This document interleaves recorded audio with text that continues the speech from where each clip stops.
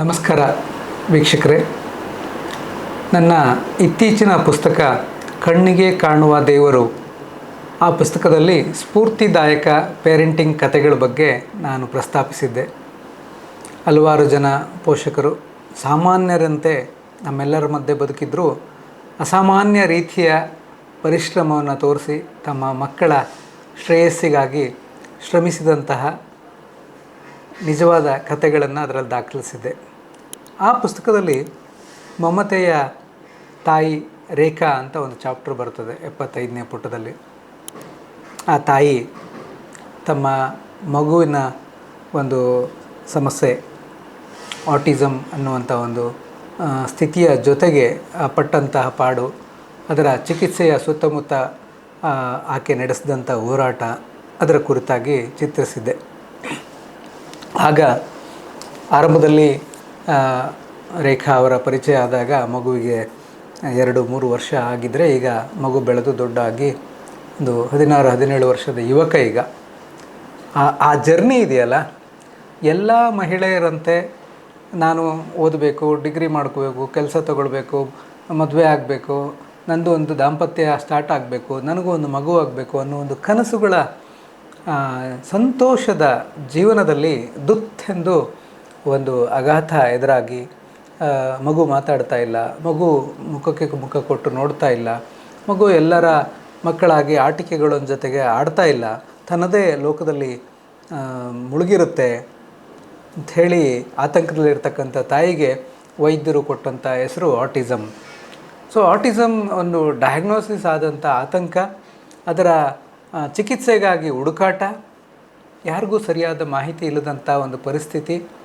ಆ ಮಗನ ಚಿಕಿತ್ಸೆಗೋಸ್ಕರ ನಾನು ಏನು ಬೇಕಿದ್ರೂ ಮಾಡ್ತೀನಿ ಅಂತ ಹೇಳಿ ಆಕೆ ತನ್ನ ಊರನ್ನು ಬಿಟ್ಟು ಬೆಂಗಳೂರನ್ನು ಸೇರಿ, ಬೆಂಗಳೂರಲ್ಲಿ ಗೊತ್ತಿಲ್ಲದಂಥ ಸ್ಥಳಗಳಿಗೆ ಓಡಾಡಿ ಹುಡುಕಾಡಿ, ಪತಿಯಿಂದ ಒಂದಷ್ಟು ವರ್ಷಗಳು ದೂರ ಇದ್ದು ಚಿಕಿತ್ಸೆಗೋಸ್ಕರ, ನಂತರ ತುಂಬ ಕಷ್ಟ ಆಗುತ್ತೆ ಓಟಾಟ ಅಂಥೇಳಿ ತನ್ನ ಕೆಲಸವನ್ನು ಬಿಟ್ಟು ಮಗನಿಗೋಸ್ಕರ ತಮ್ಮ ಕೆಲಸವನ್ನು ತ್ಯಜಿಸಿ ಮತ್ತು ಬೆಂಗಳೂರಿಗೆ ತಲುಪಿದಂತಹ ಸುಧೀರ್. ಈ ದಂಪತಿಗಳ ಪರಿಶ್ರಮದಿಂದ ಇವತ್ತು ಬೆಳೆದು ನಿಂತಿರುವಂತಹ ಅವರ ಮಗ ನಮ್ಮೆಲ್ಲರಿಗಿಂತ ಎತ್ತರವಾಗಿ ಅವನು ಬೆಳೆದಿದ್ದಾನೆ. ಅವನ ಎತ್ತರವನ್ನು, ಅಂದರೆ ಬದುಕಿನಲ್ಲೂ ಶಾರೀರಿಕವಾಗಿ ಹಾಗೂ ಆ ಸಮಸ್ಯೆಯಿಂದ ಬೆಳೆದು ನಿಂತಿರ್ತಕ್ಕಂಥ ಹೈಟನ್ನು ನೋಡಿದಾಗ ನನಗೆ ಇದು ಸಂಪೂರ್ಣ ಕ್ರೆಡಿಟ್ ಆ ಪೇರೆಂಟ್ಸಿಗೆ ಅಂತ ಅನಿಸುತ್ತೆ. ಅದರಲ್ಲೂ ಆ ತಾಯಿ, ಮಮತೆಯ ತಾಯಿ ರೇಖಾ ಅವ್ರಿಗೆ ಆ ಕ್ರೆಡಿಟ್ ಸಲ್ಲಬೇಕು. ಇವತ್ತು ಅವರು ನಮ್ಮ ಜೊತೆಗಿದ್ದಾರೆ. ಈ ಈ ಈ ಸಮಸ್ಯೆ ಬಂದಾಗ, ಆಟಿಸಮ್ ಅಂತ ಗುರುತಿಸ್ಕೊಂಡಾಗ ಅವ್ರಿಗೆ ಆದಂತಹ ತೊಂದರೆಗಳು, ಸಮಾಜ ಇನ್ನೂ ಇಂಥ ವಿಶೇಷ ಅಗತ್ಯ ಇರತಕ್ಕಂತಹ ಮಕ್ಕಳನ್ನು ಒಪ್ಪಿಕೊಳ್ಳದಂಥ ಸ್ಥಿತಿಯಲ್ಲಿ ಇರುವಂಥ ಪರಿಸ್ಥಿತಿಯಲ್ಲಿದ್ದಾಗ ಹೇಗೆ ಆ ಸವಾಲುಗಳನ್ನು ಎದುರಿಸಿದರು, ಜೊತೆಗೆ ಈತ ಮಕ್ಕಳಿಗೆ ಅಗತ್ಯ ಇರತಕ್ಕಂತಹ ಒಂದಷ್ಟು ಟಿಪ್ಪಣಿಗಳನ್ನು ಆ ಪೋಷಕರಿಗೆ ನೀಡಬೇಕು ಅಂಥೇಳಿ ನಮ್ಮ ಜೊತೆಗೆ ಇವತ್ತಿದ್ದಾರೆ. ಅವರ ಮಾತುಗಳನ್ನು, ಅವರ ಈ ಬದುಕಿನ ಸುದೀರ್ಘ ಜರ್ನಿಯನ್ನು, ಮತ್ತು ಎಲ್ಲೋ ಒಂದು ಕಡೆ ತಾವು ಹಾಕಿದ ಎಲ್ಲ ಶ್ರಮ ಈಗ ಆ ಮಗುವಿನ ಒಂದು ಒಳ್ಳೆಯ ಬೆಳವಣಿಗೆಯ ನೋಡಲಿಕ್ಕೆ ಸಂತೋಷ ಸಿಗ್ತಾ ಇರತಕ್ಕಂತಹ ಆನಂದದ ಅನುಭವಗಳನ್ನು ಕೂಡ ನಮ್ಮೊಂದಿಗೆ ಹಂಚಿಕೊಳ್ಳಿಕ್ಕಿದ್ದಾರೆ. ಬನ್ನಿ, ಅವರ ಮಾತುಗಳಲ್ಲೇ ಅವರ ಈ ಯಶಸ್ಸಿನ ಮತ್ತು ಪರಿಶ್ರಮದ ಒಂದು ಜರ್ನಿಯನ್ನು ಕೇಳಿಸ್ಕೊಳ್ಳೋಣ. ಎಲ್ರಿಗೂ ನಮಸ್ಕಾರ. ನನ್ನ ಹೆಸರು ರೇಖಾ ರಾವ್ ಅಂತ. ನನ್ನ ಮಗ ಇದ್ದಾನೆ, 17 years old, ಶ್ಲೋಕ್ ರಾವ್ ಅಂತ.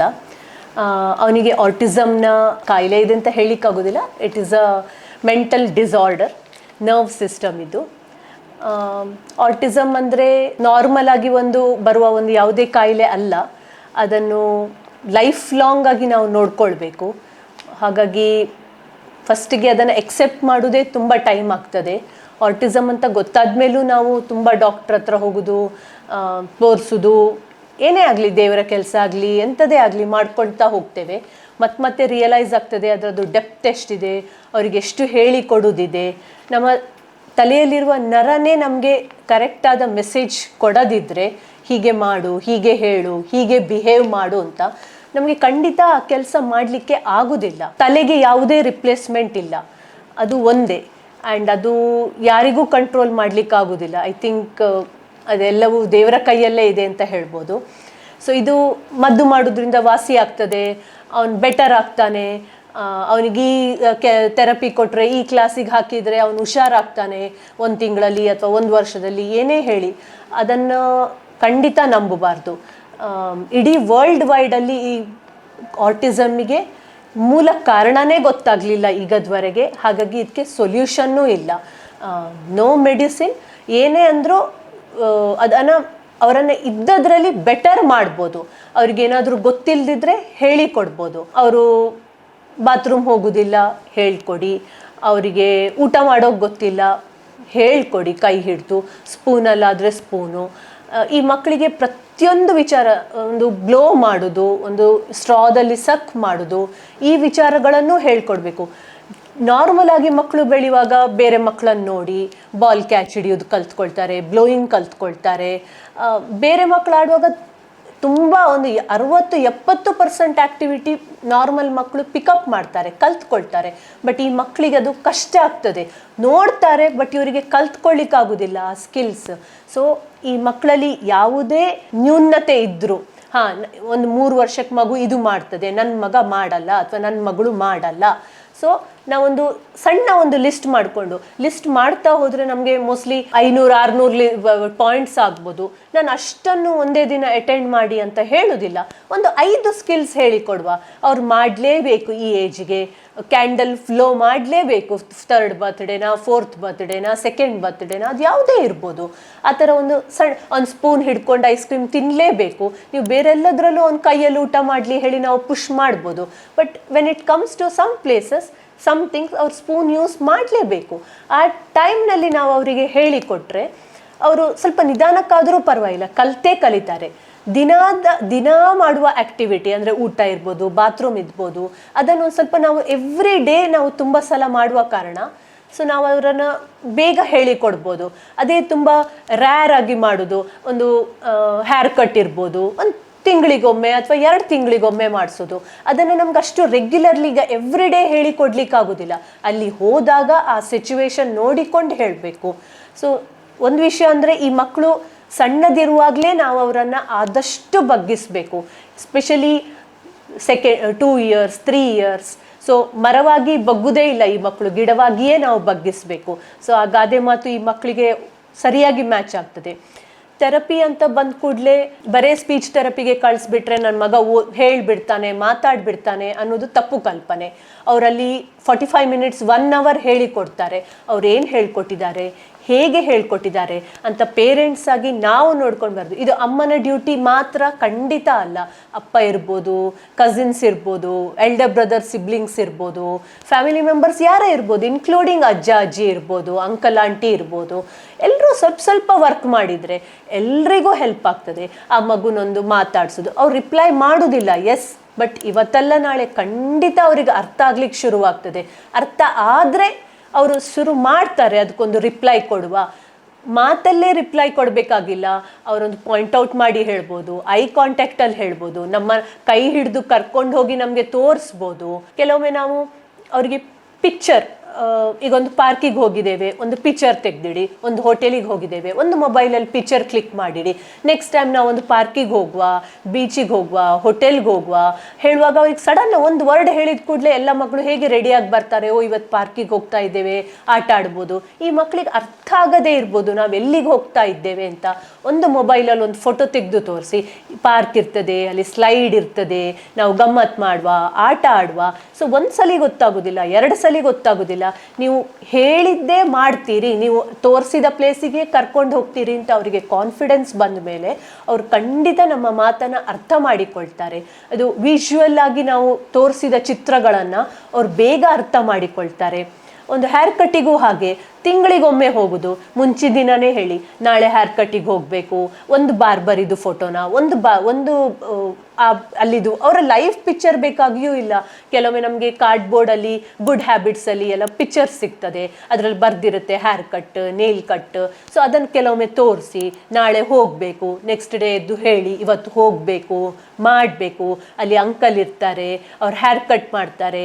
ಈ ಥರ ಒಂದು ಹೇಳೋದ್ರಿಂದ ಅಮ್ಮ ಹೇಳಿ ಹೇಳಿ ಹೇಳಿ ಕರ್ಕೊಂಡು ಬರ್ತಾರೆ. ಆದರೆ ಅಳ್ತಾರೆ, ಒಂದನೇ ಸಲ ಅಳ್ತಾರೆ, 2 ತಿಂಗಳು ಬಿಟ್ಟು ಇನ್ನೊಮ್ಮೆ ಹೋದಾಗಲೂ ಅಳ್ತಾರೆ. ಬಟ್ ನೀವು ಹೇಳಿ ಅವರನ್ನು ಪ್ರಿಪೇರ್ ಮಾಡಿ ಕರ್ಕೊಂಡು ಹೋಗಿ.